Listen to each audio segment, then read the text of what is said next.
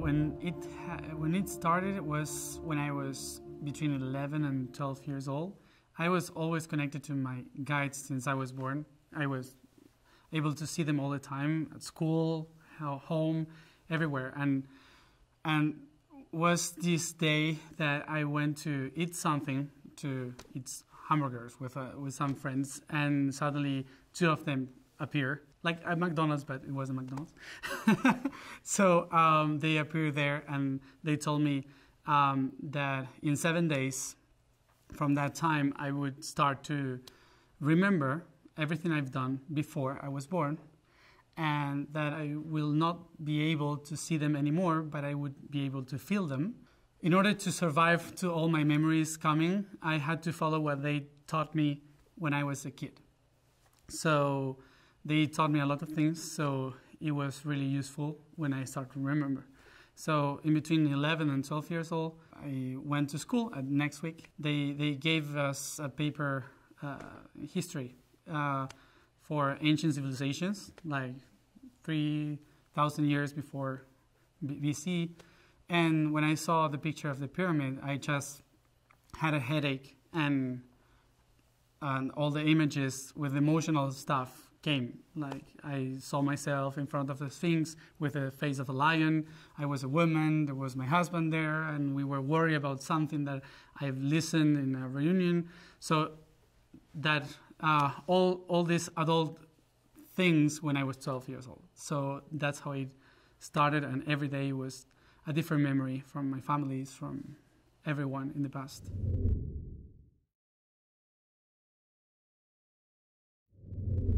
I was able to see them like that. Then it was like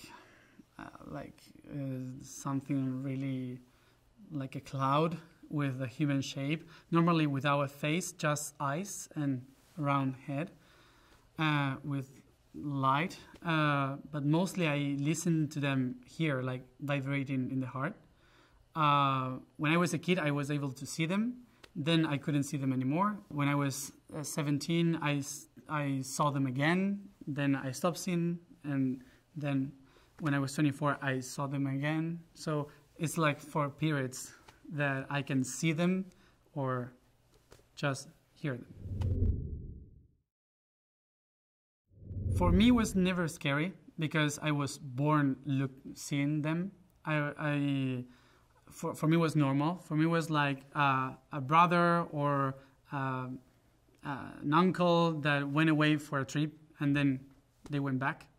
It was something like that. I was only scared of my darkness guide that sometimes used to come and they were weird.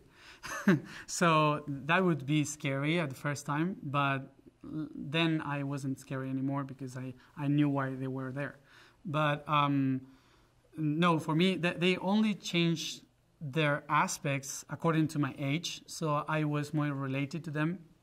Like when I was a kid, they would be like tiny and sometimes with animal shapes, and they would play with me and they would like teaching me stuff like in a kid language, and then they start to come like tall like persons, not beings, small beings, and that's how I was related to them. So no, it was not scary, never.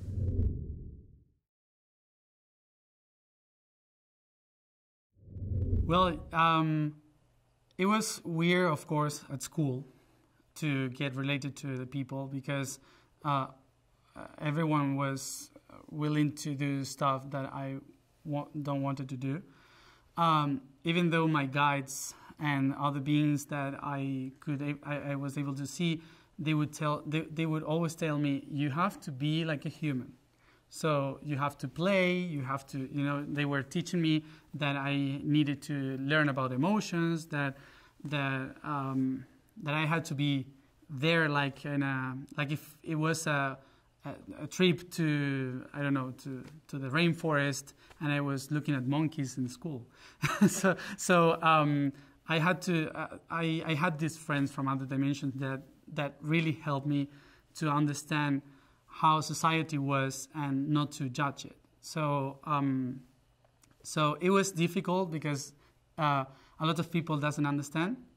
But I was lucky because my family was agnostic, so they had no beliefs, they had no thoughts about this stuff, and the main, how do you say, the director of the school, she also believed in this stuff, and some teachers too, so they would help me a lot, even if the others didn't understand, and also my friends. So I was really lucky. I cannot say it was bad for me. Emotion. Yeah, it was like emotion, and it's like when you try to remember something that you have done or that happened to you, it's like the feeling, and then the images start to come. Mostly it was like that, and sometimes it was like a big headache and like a package of information, like doing like this, and it was like a, how do you say, these files that you have, the zip, you know, the WinRAR files that you have in the computer, and suddenly it was like geometrically open, and there was images and many stuff, and my brain was trying to attach to all of that, and that's why it was more emotional than information. So I would say to my guys, why I have to suffer this? And they said, because all the information in the universe is attached to energy, and the energy in your body is emotion. So the only way you can open those files is through emotion.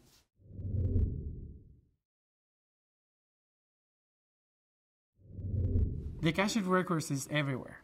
They are the connection in between every electron, every atom. Everything is connected by that. It's not a place. I used to describe it like a library because it was easy to explain how it was, but actually it is like a network of vibration that goes and connects everything. And the words, the books are like spheres that similar to electrons that spin all the time. So you are the construction of the Akashic Records. You are a file. So so you can open those files. So everyone can do it. But I used to describe it like a public library. You can take the books, but then you have to deliver it back. You cannot just do whatever with the book or break it, because you can do a mess with information. So you need to be really balanced to get into the Akashic Records. I was not getting into the Akashic Records. I just remember I worked there.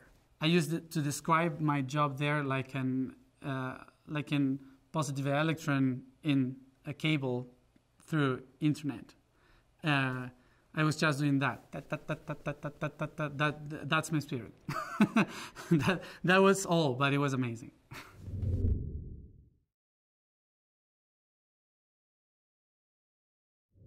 Well, my mom was a very creative person, so she saw me like a very, very creative person. So a lot of imagination, a good mind to create stuff, to paint, to tell stories. So she would never tell me, don't talk about this or whatever. When things start to be heavy, like I start to have problems at school, I start to see darkness, and I couldn't handle many emotions. I was crying for people that have died thousands of years ago. I felt responsible for countries. You know, it was like so many things that she started to worry about. But she would never say that I was crazy. She would always look for people to understand me, and she was always looking for people to help me to organize the information in my head, and not to say that this was not true. My grandmother, she just started to listen to me, and I began to explain all this stuff when I was 19 or 18, She always knew that I was weird, but a good weird. So, but from that moment, I explained her what was happening to me. She just started to ask me stuff, and she just said, "Oh, I'm thankful that your granddad is dead," because he was more like mental. So and the ones that my auntie was the one that it was most difficult to understand everything, that she thought I was crazy, but mostly all my family and friends were like, "Oh, tell me more." So that was good.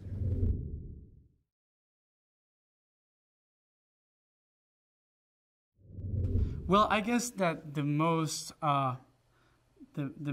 important I can talk about is what happened in the Vatican.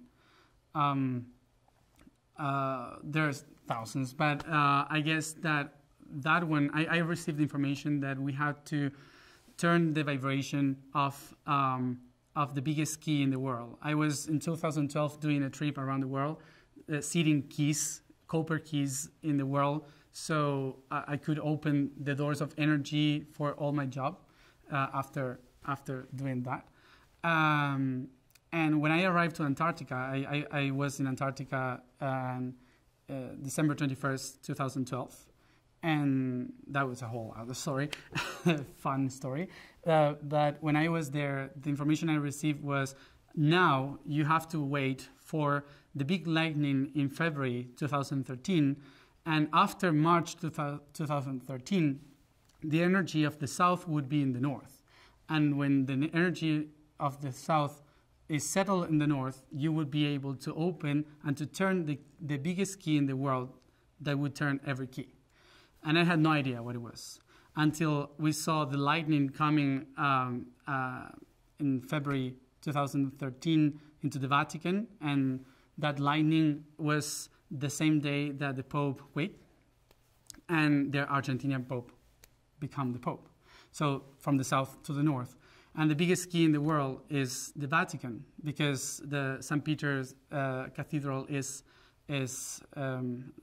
was built by Bernini with the shape of a key, the key of heaven. So they would say you have to turn from north to south, the key, so in order to do it. And because the Pope was Argentinian, it was easier to get to him. So for me. So the good story about all that was that my guides told me that I had to go to Rome and sit in a specific spot of Rome to wait for a call. And I went there. So I sat there and I was waiting for a call. And I just put a picture in Instagram in 2014 here, waiting for the Pope's call. And it was like fun for me. But actually, in Scotland, there was a friend that was in a trip, a spiritual trip. And she was saying, "Oh, Matías is waiting for the call of the Pope." And there was this lady in the same bus that says, "I am a friend of the secretary of the Pope. Do you need the phone?" So somebody calls me there in that square, and it was the secretary of the Pope. So asking, "What do you want?" And I was like, I don't know. So I just told him, well, my guides told me to come to the Vatican to ask for permission to make a change of energy, and I cannot do it if you don't allow me. And so I went to the Vatican, and they allowed me to do this gathering in the Vatican a few weeks later. So we went like 500 people to the Vatican to do this switch of energy, and I knew that if it would work, the nature would show that it was possible.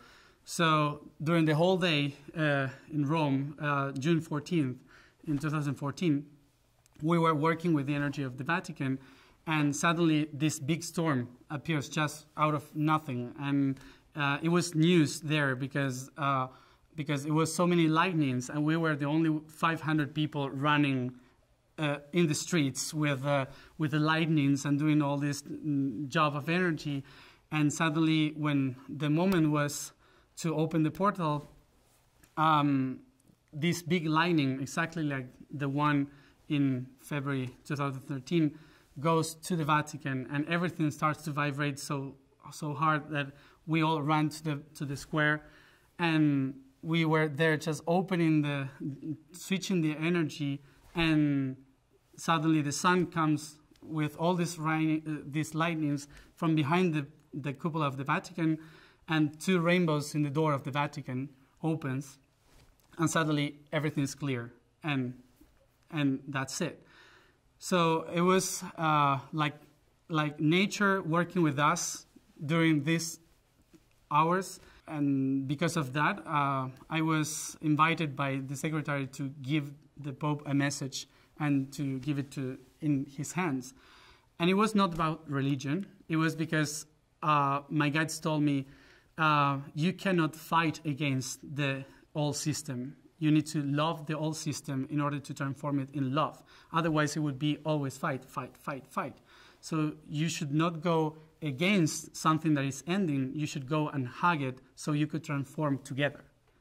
And that was the goal of that trip. And the earth and civilization were together working. So it was amazing how the weather showed the portal after we turned the key.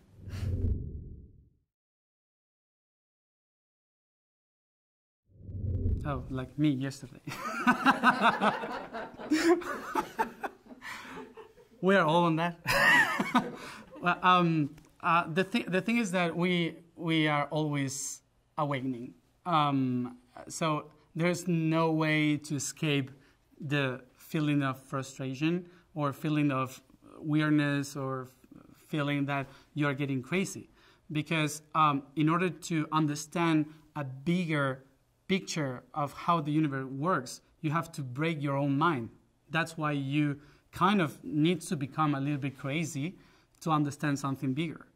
I would say that don't take everything so seriously, because it doesn't matter what you see in the universe. It's just a perspective or a hologram. So nothing is really true. So don't take anything seriously.